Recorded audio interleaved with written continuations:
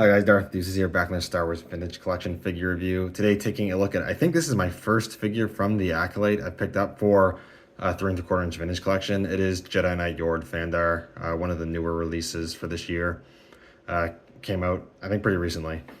And I pre-ordered it because I needed to get over the threshold of my GameStop order to get free shipping. But this was one I was eyeing and was probably going to pick up anyways, so that's fine.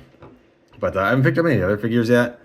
Soul actually goes decently under retail, so at some point I'll maybe pick that one up if I get around to it. And then Indara I might get at some point as well. But I have both of those as Black Series, and I'm trying to be a bit more selective of the characters I get in both scales because I don't really need them in both scales. But I don't have Yord. I never got his Black Series figure, so we got his TVC one. I'm taking a quick look at him on the card back. I actually really like the look on the card, the orange nameplate and the backdrop there. Pretty nice card back image of Yord, the Acolyte. The figure actually looks pretty nice, so I'm looking forward to taking a look. Image of the figure and the card back on the back, a really brief write-up, but not too much else. So I'm going to get this guy cracked open and we'll take a closer look. All right, now I got Yord out of the packaging, and it's a pretty cool figure, pretty solid. You know, just a solid Jedi figure. Whatever your opinions of this series are, it had decent Jedi characters and decent designs for those characters. And I like the High Republic Jedi aesthetics, so they just make for cool figures to have. But taking a closer look, looks pretty nice. I really do like the head sculpt and face print. The print especially I think is pretty clean, and I think overall the likeness is pretty well done. The hair is nicely sculpted. The only thing I will say is that the color of his neck and then the color of his actual face, the tones don't match. The neck looks too dark because I'm assuming it's cast in a different color than painted over, where the head sculpt was probably cast in the skin tone. So it just doesn't match up, and it is actually somewhat noticeable. So that's a bit unfortunate. But otherwise, it looks pretty good. I'm pretty impressed with the head sculpt and print here. As you can see, he does feature a soft goods Jedi robe, which is always nice to include.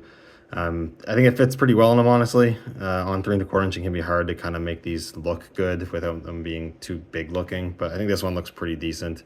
It does do the same thing that the Black Series ones do, where there's like the hood detail, but they stitch it to the back so it sits flat. So you can't actually have a functional hood. I guess you could like cut the sewing there, and then I guess you can maybe use the hood, but it probably wouldn't look very good. But to look at the rest of the figure, we'll take this off. It's easy to do. I'm not sure, because I don't have Soul, I'm not sure if he reuses a body or parts from Soul or not. I didn't do any homework on that and check to see. So this figure might be completely new. I would lean on completely new, but he might be reusing some parts from Soul. I'm just not sure. But you've got the Jedi robes of that era, which look pretty nice with those yellows and kind of creamish sort of colors that look nice. And you can get a few different colors on the tunic and the torso, which is pretty cool. And the belt's pretty nicely detailed and painted as well. The individual pouches and whatnot, even all the little buttons and buckles are painted, which is nice. The lower part of the tunic does have a cut on either side. It is made of fairly flexible plastic, so it will move out of the way for articulation. He's just wearing some pretty basic brown pants, but do have some decent sculpting, and then some brown leather boots. Then you have the gauntlets, armored gauntlets. I do really like the gold paint used here. It looks pretty nice. His left hand is sculpted in a kind of sort of gesturing pose, which is kind of cool. And then the right hand is a much more standard gripping hand. But overall, I think he looks pretty good. It's definitely a nice looking Vintage Collection figure.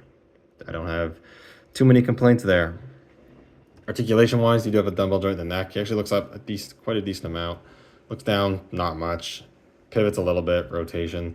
Hinges at the shoulders, move out about that far. The upper part of the torso tunic is an overlay. It does move out of the way a bit, but it will hinder some movement, and it does rotate. Single hinge at the elbow goes past 90 rotation. Swivels at the wrist with a vertical hinge joint, which is great for lightsaber wielders. A dumbbell joint at the waist that goes back not really that far. Actually crunches forward an okay amount, and then there's a bit of pivot and rotation. Hip joints have the new style ball joints that go forward about that far. The lower tunic does hinder some articulation there.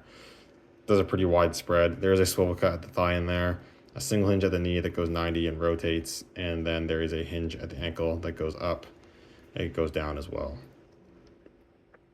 So not too shabby, pretty decent articulation, no real complaints from me there. In terms of accessories, you get your fairly standard Jedi loadout. As you saw, he does have the soft goods robe. He does, of course, have his lightsaber with the yellow blade, which is definitely a selling point for me. Not too many characters have a yellow bladed lightsaber, so that's very cool. Wish the yellow was maybe a little more strong, a little more vibrant, and less translucent, I guess, but aside from that, it's cool. And the sculpt and paint of the hilt, I think, looks pretty nice as well. And you can have him hold it, and that looks pretty good. And then he does come with the unlit lightsaber hilt, which again is nicely sculpted and painted. And you can port that on his belt with a little hole there in the peg in the hilt. Ports in and goes on just fine. So that's pretty cool. That's pretty much it. I don't really have anything to compare him with because I don't have any of the other Acolyte figures. So I'm not going to, there's not really much any other appropriate comparisons. So I'm just going to skip that this time. But overall, I think it's a pretty cool figure. Is it a must-buy? No, of course not.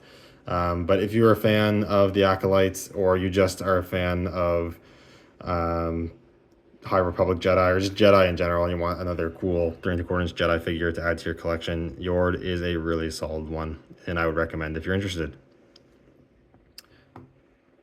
Anyways, thank you guys so much for watching. Let me know what you think down in the comments below, and I'll see you all in the next video. May the Force be with you.